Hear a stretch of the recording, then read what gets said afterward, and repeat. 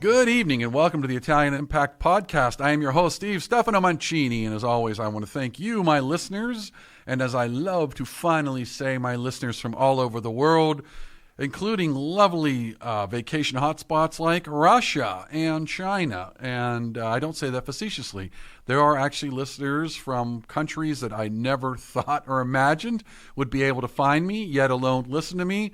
So as always, I don't care where you're from. If you're taking, 30 minutes or an hour out of your life to listen to me, I owe you at least a thank you. So comrades, thank you very much. And also a couple of updates here. If you have not had a chance to see the documentary, we are going to be finding out the results for some more film fests. As you know, this is now officially international award winning. I have to sell it, people. I mean, one day I do want to retire, so please get out there, check it out. It's going to cost you at least 99 cents, but it's really worth it, and I do say that sincerely. It's called Fedeltà, Soldier Prisoner. It's available on Amazon Prime, and it chronicles the story of 1,250 Italian prisoners that were kept at the Letterkenny Army Depot in Chambersburg, PA. And if you are ever coming through central Pennsylvania, I do encourage you to visit because several of the structures are still there, including the chapel that the prisoners built. So again, I really encourage you to stop by, visit it. It's a wonderful story.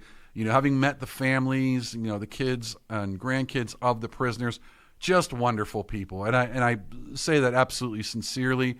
And they're going to be coming back this year for the 80th anniversary. So it's not just all about selfish Steve trying to sell his documentary. It is actually because I want people to see it so that you can make plans in September to be in Chambersburg as we celebrate the 80th anniversary of the construction of the chapel. So about 30 or so family members are coming back from Italy, plus family members in the U.S., plus dignitaries. A lot of folks are going to be there. I cannot emphasize, please come by, meet these folks. You will have an absolutely fantastic time. So I'll keep pushing that out there. More details as the date gets closer. But right now, just mark your calendars for September 11th of this year to go to Chambersburg, Pennsylvania. Another thing, as you know, I am the honorary consulate here, the Italian consulate here in the Pittsburgh area.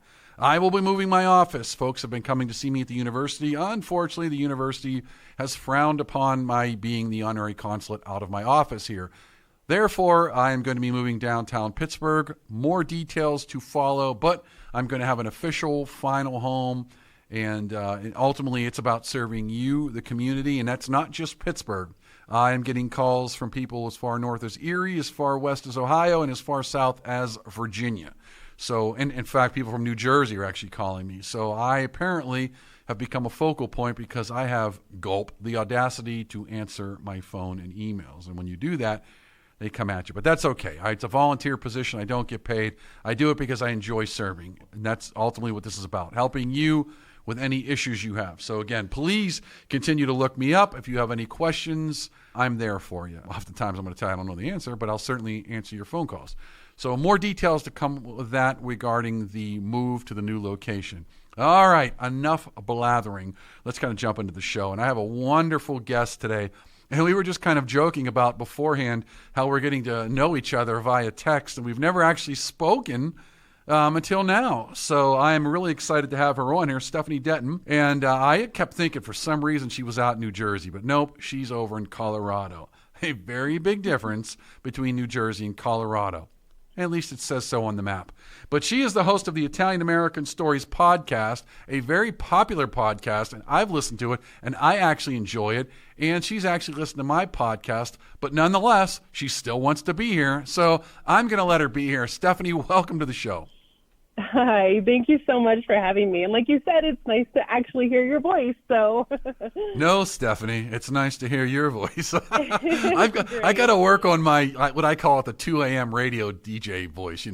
So you're up at 2 a.m. and you can't sleep. Well, here's a song from Barry White. Or something. There you go. I think it's great. I'm working on it. Stephanie, again, thank you very much for being on the show. And you're over in Colorado. Mm-hmm.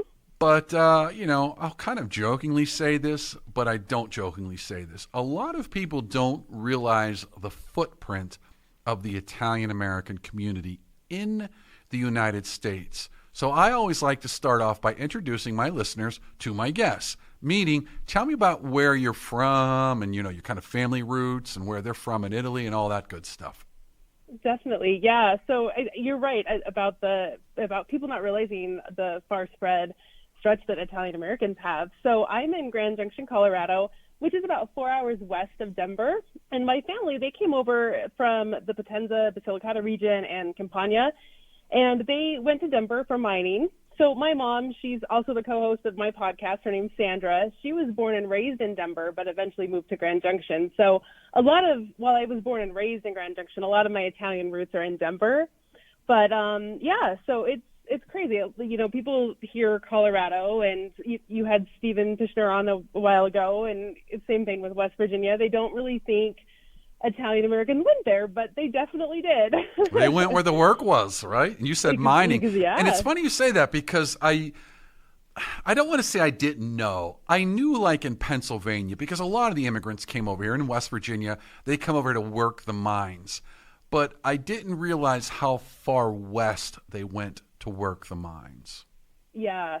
Well, and then even the railroads, because right. I'm learning the rich Italian American history here in Grand Junction, Colorado, and a lot of them work the railroads as well. So, it's just amazing, the stretch. And then just the research that I do for my podcast. I mean, I've told stories about Italian Americans in Alaska and working on one in Idaho right now. Little enclaves are everywhere. Wait a minute. You do research for your podcast? Oh, Hold on a minute. do. Note to engineer, Joe, remind me to do research before I bring guests on. Well, it is because you do stories, though, so it's very different.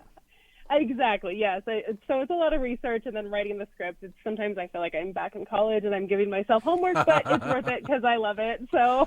Well, it's funny because I think I kind of got an easy podcast. I'm like, all right, find good guests. Okay, Stephanie. All right, Stephanie. Okay, here's what we're going to do. I'm going to ask you a question. You talk for 20 minutes. I'll go to a commercial break. We'll come back. I'll ask you another question. You talk. And thank you, folks, for joining my podcast. You'd never know it was my podcast. Right. No, I've done a couple of interviews. Well, I've probably done 5 or 6, but most of it's stories. But yeah, when I do interviews, I'm like, oh, maybe I should switch my theme around here. Isn't it easier to interview, huh? It truly is, yeah. Well, you know what? But it does depend on the guest, too, because I find that some guests, you're like, oh, so tell me a little about yourself. Well, I was born.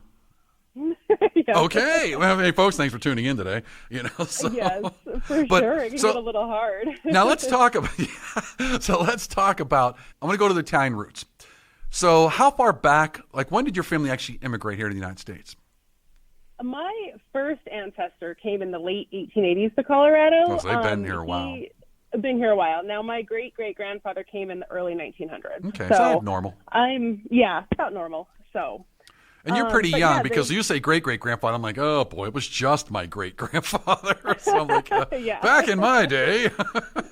Yeah. No, the reason I ask is kind of interesting because that's sort of far removed from you. But you kind of do something that I really like. Even though it's been, in some cases, maybe 100 years since the most recent immigrant probably came to the country, somehow you hold on, though, to your Italian, your roots.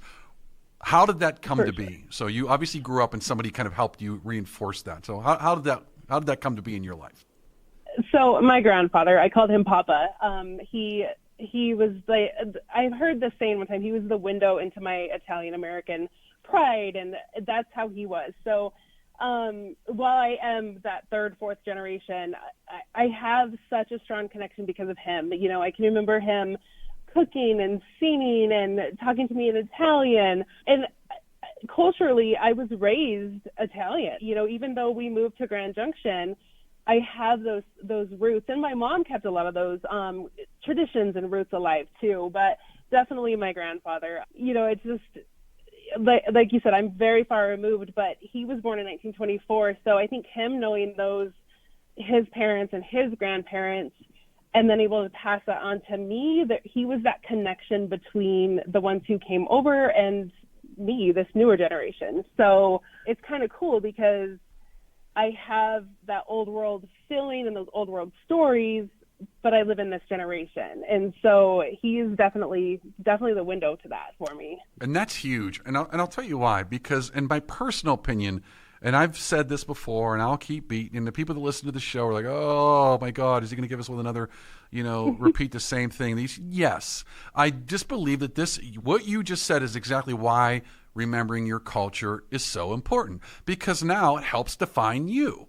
So now you kind of feel like you're a more complete person because you have this connection to the past. Even though it seems like it's so far removed, they kept, it's almost like a tree. They kept branches alive so that you could see the flowers of the branches, and now I can grow new branches. Maybe you'll pass that on one day. But that's important, and I think that a lot of people don't understand why that's important. And kind of asking you that question, short of being just something you enjoy doing, why do you do it? So I actually I have always been into researching my family, genealogy, and pictures and stories are so huge for me. If somebody can tell me a story, I love it. If I can see a picture, I can make up a story. I can see that life. And so for me, when I was always researching and looking at newspaper databases for my own family, I would run across articles about Italian Americans that I didn't even know, but I was like, wow, that's a really cool article, and I'd print it off and keep it. And then one day I had this file full of articles of Italian Americans that I'm not related to.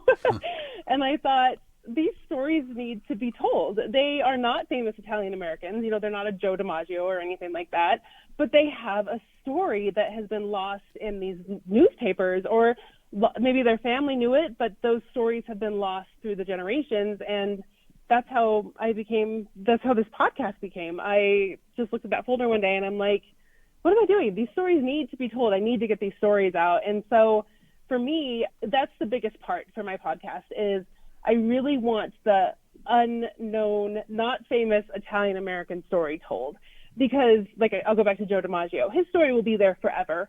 100 years from now, people will be able to search him and figure out his story. But, I did a story on Margaret and Guido Rossi, who were cattle ranchers in Oak Creek, Colorado. That story will not be around if somebody doesn't dig it up and tell it. Right. If that makes sense. No, it makes perfect sense. And that was my whole philosophy as well. It's like, well, people say, well, who cares about Guido Rossi, some guy from a long time ago? It's like, if he had not taken a chance, or whoever, come over here, go west, try this, do that. There's a ripple effect to every story. Now, of course, it's not just limited to the Italian American community. I'm not saying that. But, it's our responsibility as Italian Americans to continue to tell our story. And Absolutely. Those ripple effects of those events from a long time ago are still felt today. And that's why it is so important to remember that, because what I don't think people understand, and I really don't think people get this, we're actually under attack from within and from without. And I spent a lot of time in the military, in the government. And so I know all of the, quote, threats that are out there. And America, and people can laugh at this, but we are constantly being attacked in some way. And part of that attack is to basically undermine your history, because then it takes away your pride and where you're at.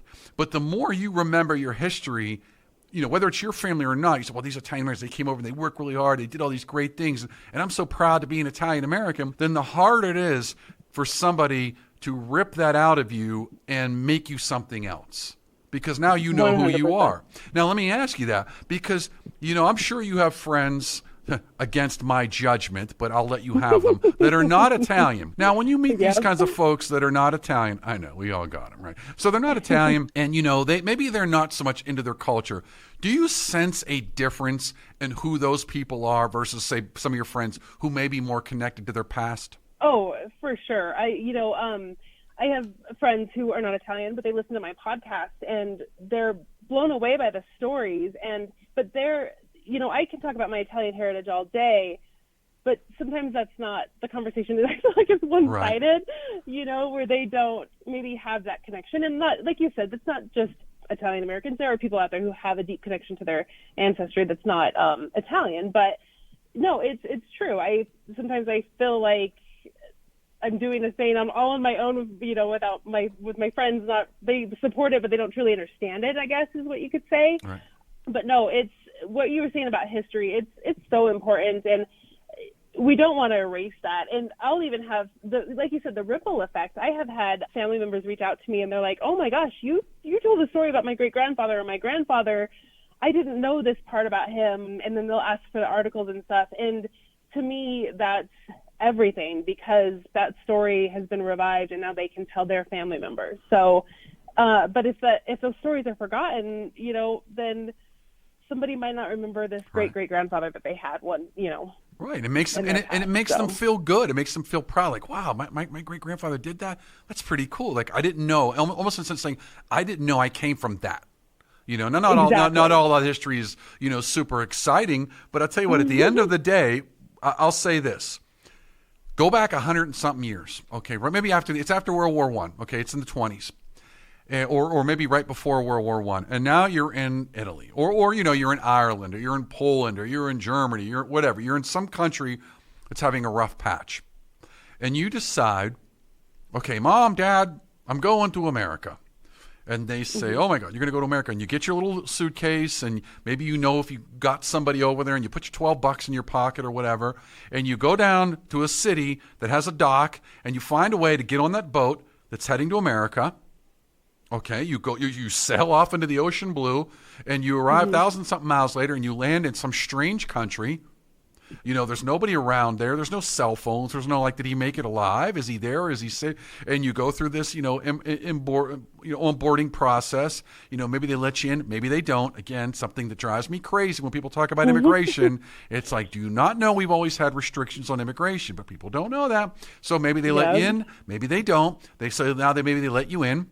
Maybe you have a city you can go to because maybe you have a friend who came 3 years or a family member. So you find your way there. Maybe it's on a train or something, a bus, something. This is the early 20th century. And you make it to the city and you meet this person. And maybe that's the only person you know. You're not very good at the language. You have no money. You literally have no idea what you're going to do tomorrow.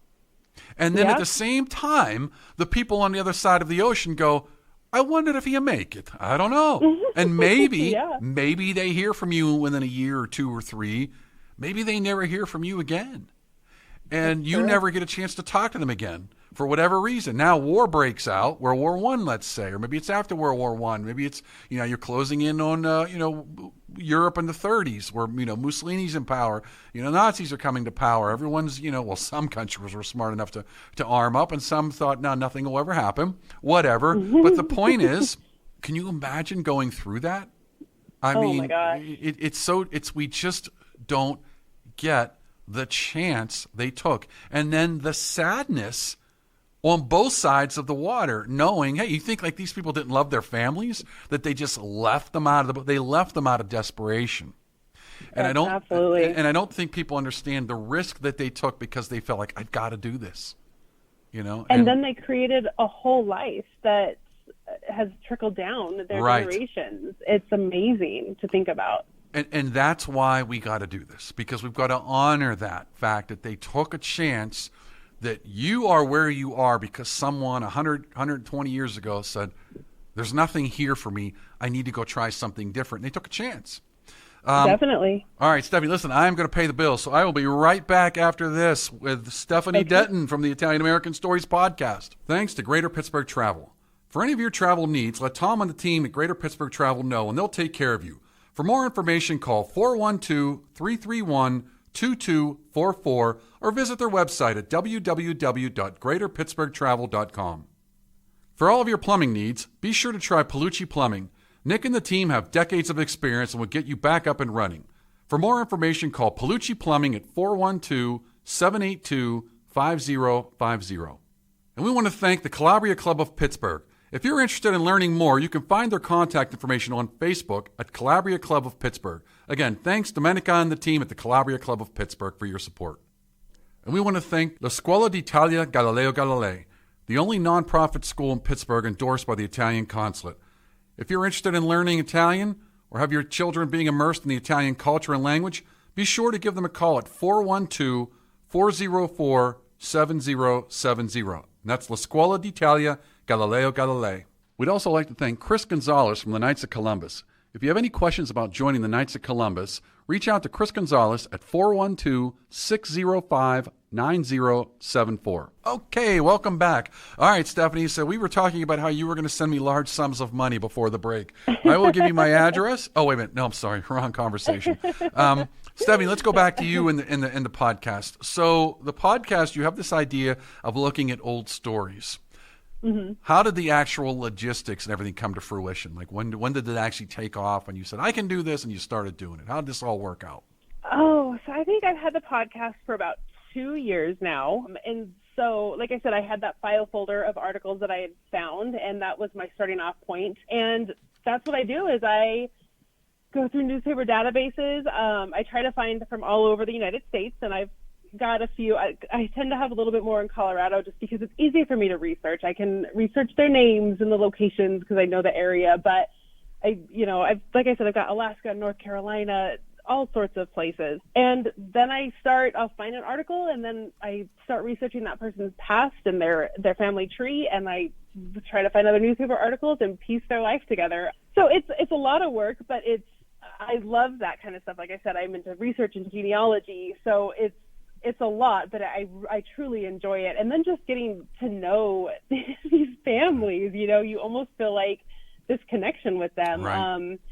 And so, yeah, that's how I put the podcast together. I have had a few people reach out. So a Denver native, she reached out and had me do a story. She told me her great grandmother's story. And so it was fascinating. So I did that story. But yeah, like I said, I want those unknown stories. I have this, one of my very first episodes that I did, his name was Concheto Formiga, and he was in North Carolina, and I called him, well, I didn't call him, he was actually referred to as the Italian mummy, and he was killed. He was working in a circus, and he got in a fight, and this guy killed him with one of the tent poles, and he was sent to the coroner, the mortician, and nobody came to claim his body, and the mortician kept him for 60 years in a glass closet until his family came and claimed him.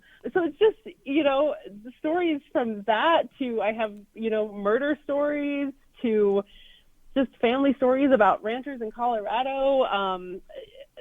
Charles Siringo, who was a Italian cowboy who was with the Pinkerton Detective Agency. So I just really want those unknown stories and bring them back to life. So I was going to ask you the most interesting story, but geez, how do you follow up with a mummified Italian in 60 years in someone's closet? You say, well, at least he wasn't buried in Giant Stadium. Hey-oh, that's a Jimmy Hoffa reference. Oh, there you go. There's that one. Let me ask you, what's been the biggest surprise for you doing this?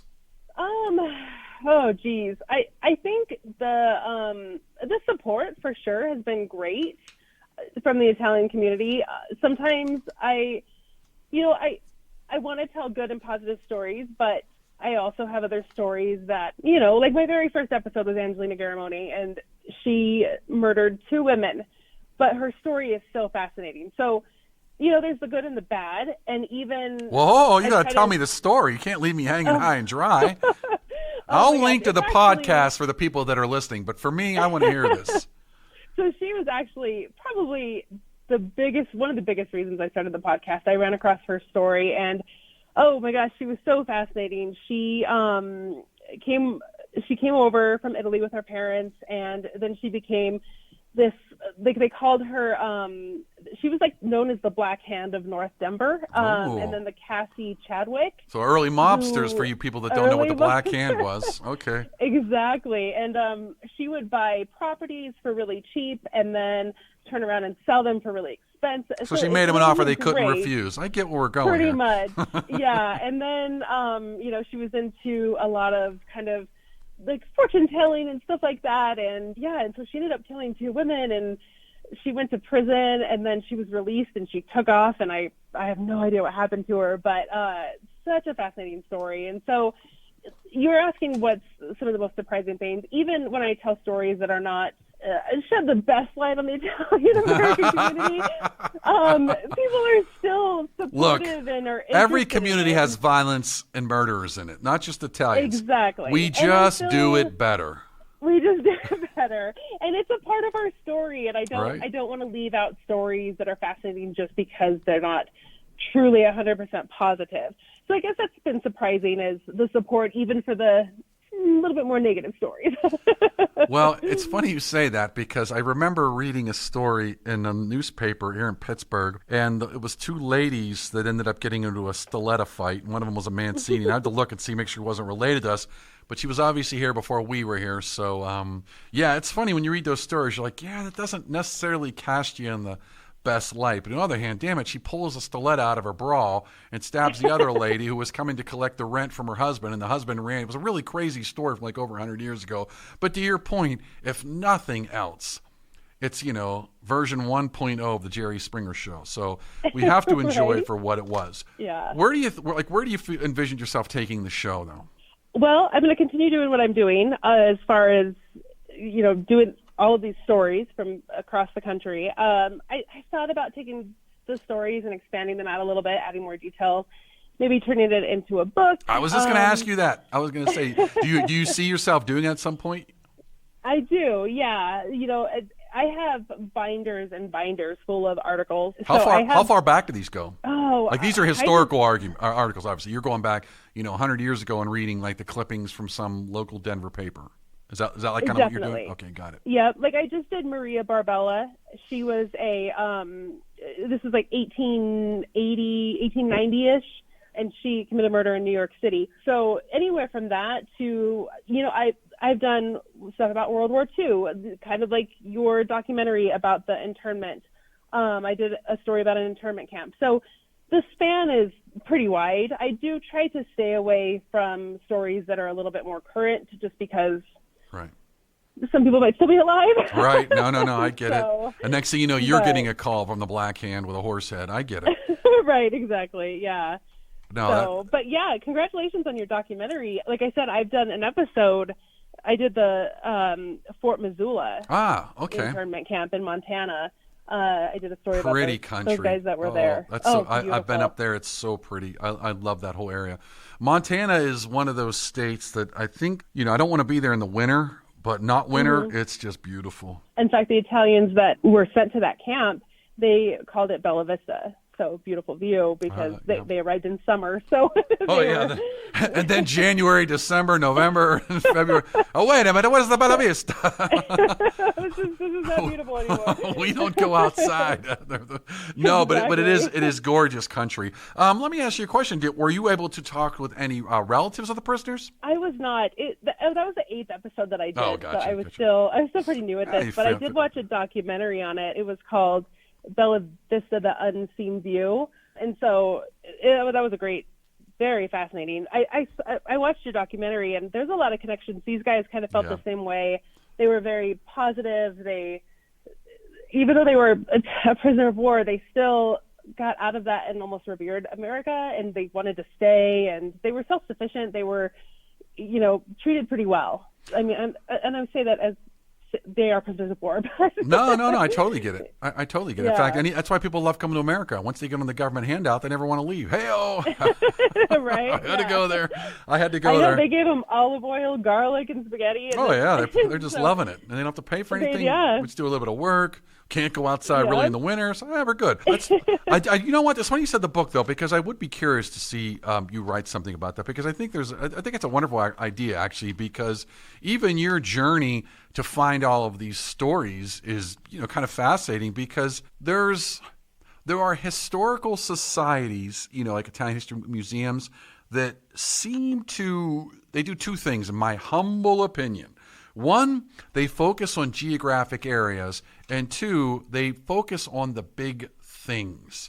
And there's nobody really looking after, the little, I'm going to call it the little guy, but little guy or gal that has a story that maybe they didn't have family, maybe they didn't make $1 million, and it's kind of like, well, where can I go read about, some of those little tales? So I do think there's something there, and I actually hope you do that. And I'd love to read some of these stories. I just think they're fascinating. I just love to look back in time and kind of place myself in the shoes. And with that being said, let me ask you something. Do you ever feel like you get a different view? Like, are you able to put yourself in their perspective when you're reading these stories and kind of talk about them, maybe interview people that have a little more detail on it?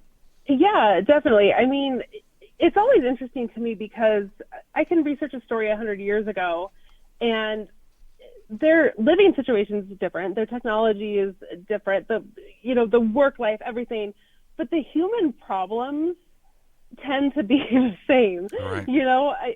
So we're fighting with our spouses, we're upset with a family member, we're upset with a friend, or we're just trying to start a business and become successful. Those human problems remain the same, it seems like, throughout the generations. Like the good book says, there's nothing new under the sun. Exactly. Yeah, we live different lives, and so you can imagine the heart, the grief that they felt or the love that they felt, because those are emotions that we still have. But sometimes reading those newspapers, the descriptions and the language is so different that it's fascinating to try to put yourself back in that time and place and think of, because their views were a little different on things, and so sometimes we have to put ourselves back in that time frame to understand this is where they were coming from. And so that sometimes helps me write the script, because you don't want to look at it always from this day and age, point of views, morals and ethics or whatever, because it was just different in the past. That was their norm. So now, are you able to, or have you really tried to, in some of these cases, find living relatives from these, what I'll call historical, not so known figures? I've reached out a couple of times, and sometimes I'll hear back, sometimes I won't. A lot of times I've had people reach out to me. I reached out to somebody who lives in Philadelphia, actually, and I told his grandfather's story. So sometimes I'll try to reach out.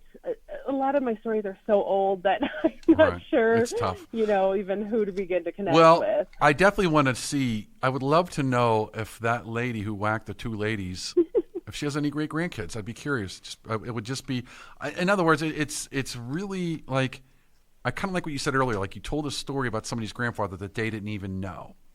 And I don't know, there's just something, there's something neat about that. To go because I feel like it's almost like there's when you keep someone's memory alive, you keep that person alive. Yeah. And I think when you learn something new, I think it's almost like I don't want to call it a connection, but it's almost like a rebirth in some ways of that person's memory in you. I don't want to get too philosophical, but the point is there is something. I was reading. There's a good book in the Bible where it talks about you shouldn't remember people once they're gone. You should let them go. And I don't necessarily agree with that, because I do think it's important to remember people, like I said, because it helps us remember and define kind of who we are. At the same time, it's like when I go to Italy, people say, "Why do you like it so much?" I say, "I don't know, to be honest with you. But when I go over there, I feel like I can be in the past and the present at the same time." Does that make sense? And Absolutely. So I think, I wonder, do you ever feel like that there's something, these aren't just neat stories, there's some kind of connection or bond that gets created because you're doing this for these people that otherwise, it's almost like they reach out from the grave and say, hey, thank you for doing this, but just please don't tell them where I buried the bodies. Right. No, I know. Sometimes I'm doing a story and I'm like, oh, that's a little scandalous, and you have that moment of, do I put this in? Like, is a great grandkid going to hear this and go, listen, if you want clicks, you put it in. You put it in, exactly. I do try to walk that fine line of being respectful, but there is a connection. I feel such a strong, this is going to sound so funny, but I do feel such a strong bond to the stories that I tell. They almost become, I don't want to say my stories because they're not my stories, but like my family, Oh, I get it. And it's like I get that tingly feeling, and I'm like, oh my gosh, I found another article that puts this piece of the puzzle together, and and I love to do that with my own family, because a lot of times Italians, we are a little secretive. So, when I can put some puzzles together and figure some things out, and you have that connection with them. I was listening to one of your episodes, and you said something about, we don't want to just walk by a dusty old grave and forget about it. And that's how I look at these stories that are lost in the newspapers. I don't want to just, if there's a story there, I want to tell it. And sometimes there's not a story there, and there's nothing I can pull out of it. And so I have these little mini episodes called Tells from the Archives, and, I'll just tell really quick what I know. And it might be a 3-minute story, but it's still a story that I feel like needs to be told, like this one man was going to work one day and a bull chased him up a tree and he spent the whole day in the tree. There was nothing behind it, but I still thought it was really cool, and that could have been somebody's great grandfather that, spent a day in the tree because his bull wouldn't leave. That is awesome. All he had to do was pull out his red cape and he'd been fine. Well, and that's what they said. He had a red handkerchief around his neck, and they think that's why the bull chased him.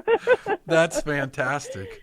No, but I do believe that, because I also believe that it's like, there is a respect we should show for the deceased, and I don't think anyone wants to be forgotten. I don't know. Yeah. Maybe some people don't care. I don't know that I even care whether I'm forgotten or not. Truth be told, I don't really care.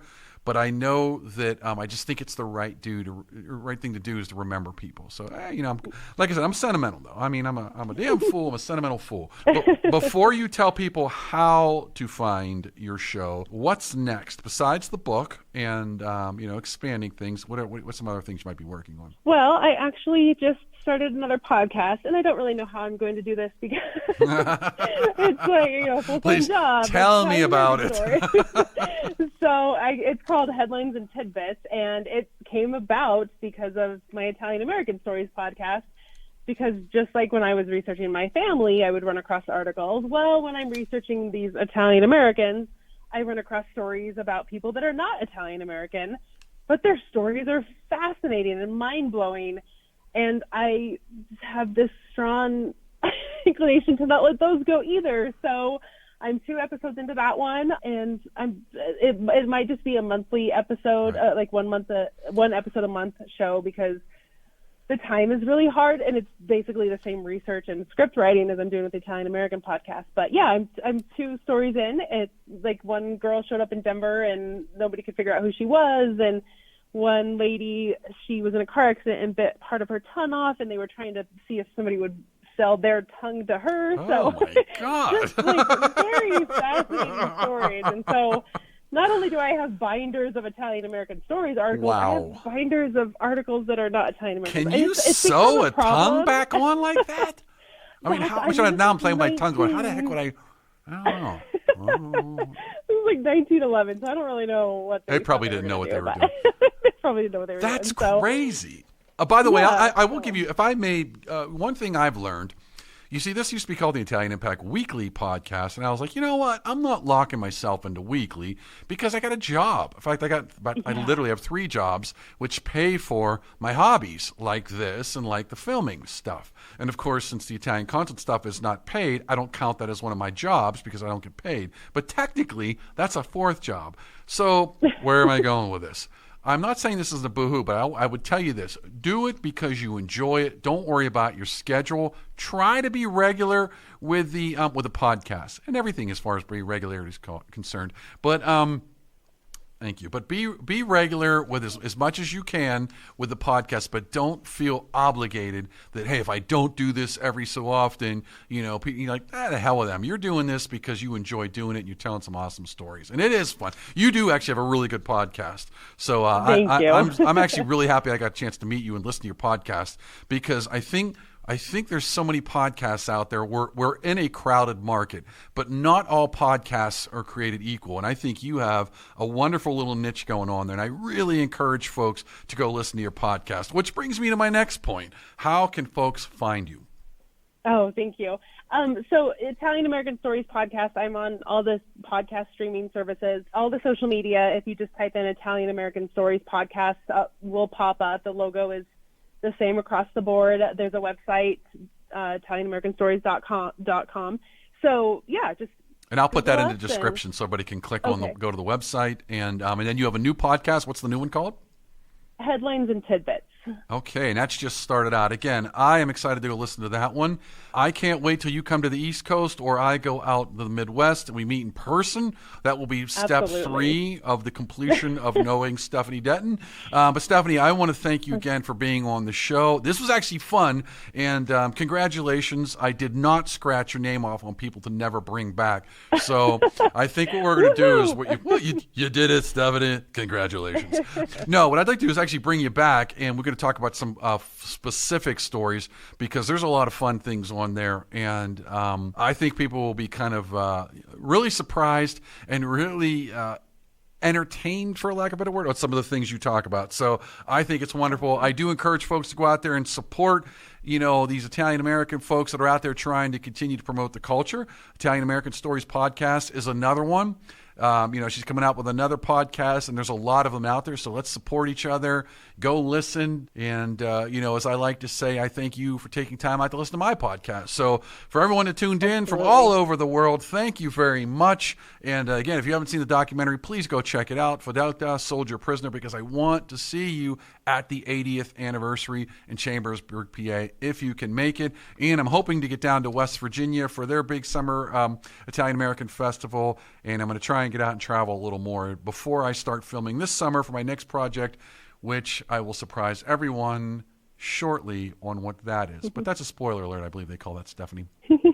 Anyways. All right, folks. Again, thank you very much for tuning in. Stephanie, you have a wonderful evening. I will talk to you soon.